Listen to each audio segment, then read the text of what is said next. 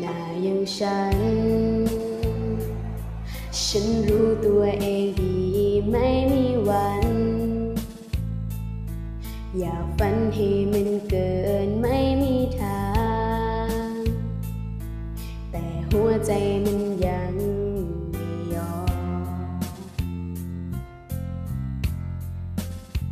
ก็มันรัก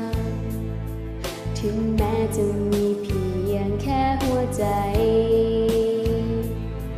ถึงแม้จะมีใครเขาทุ่มเทให้เธอมากกว่าคำว่ารักจากคนนี้คนอย่างฉันมันก็ดีแต่รักเธอ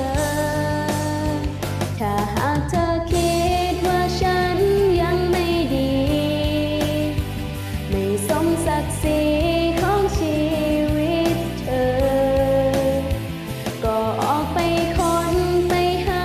ให้มันเจอที่เธอฝันแต่ถ้าวันไหนเธอเห็นความเป็นจริงว่าสิ่งที่เธอต้องการคือหัวใจก็กลับมาหาคนที่รักเธอเกินไกลคนอย่างฉันก็มันรักถึงแม้จะมีเพียงแค่หัวใจถึงแม้จะมีใครเขาทุ่มเทให้เธอมากกว่าคำว่ารักจากคนนี้คนอย่างฉันมันก็ดีแต่รักเธอ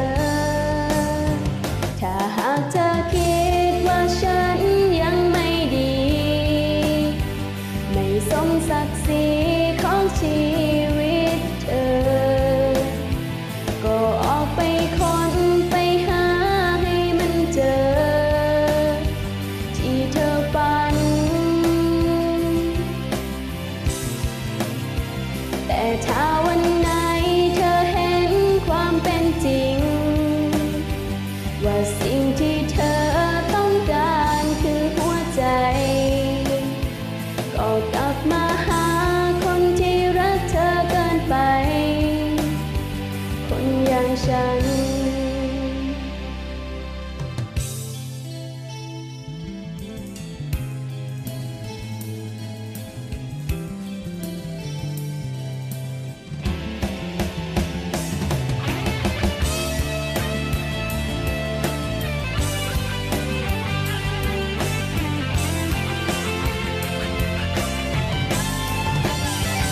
ถ้าหากเธอคิดว่าฉันยังไม่ดีไม่สมศักดิ์ศรีของชีวิตเธอก็ออกไปค้นไปหาให้มันเจอ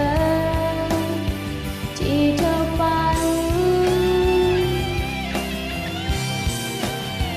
แต่ถ้าวันไหนเธอเห็นความเป็นจริงว่าสิ่งที่เธอต้องการคือหัวใจก็กลับมาหาคนที่รักเธอเกินไกลคนอย่างฉันก็กลับมา